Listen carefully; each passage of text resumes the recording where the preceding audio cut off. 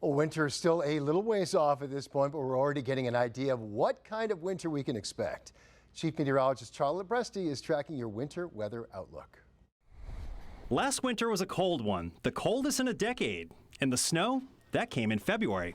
The best powder snow we've had in a couple of years. It's been really good. Nearly 30 inches fell in Portland that month, which is almost double what we normally get. And I'm seeing signs of that pattern repeating again. It's likely to be a winter of big temperature changes. Big warm-ups are expected, leading to periodic melting of the snowpack.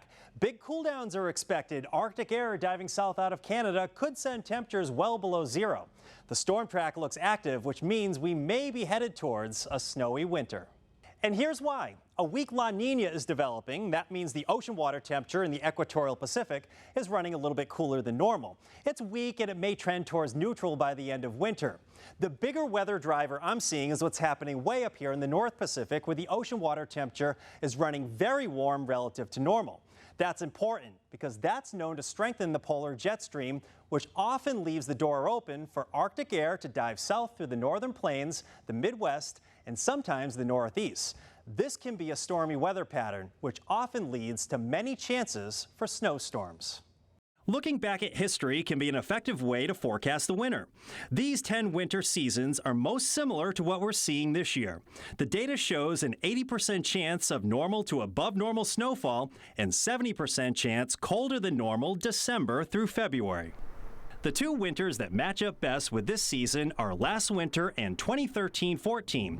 I remember the blizzard conditions while temps fell below zero on January 2nd, 2014.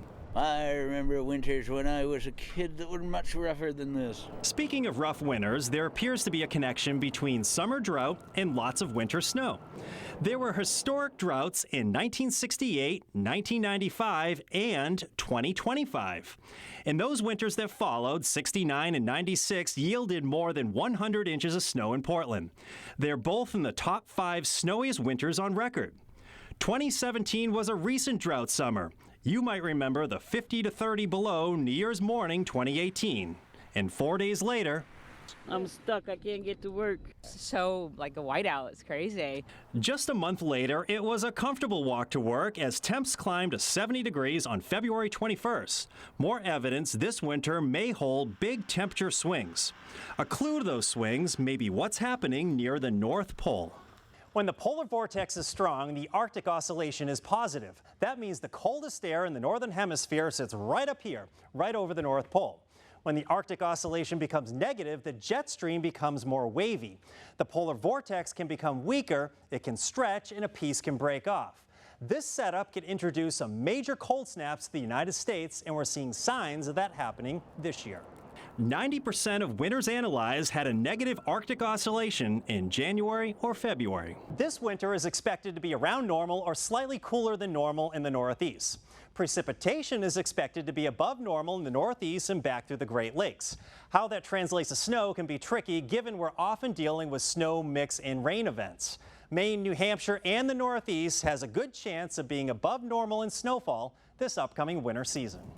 In this active winter pattern, there's a high probability of snow on the ground Christmas morning. Let's go with a January cold snap of 10 to 25 below.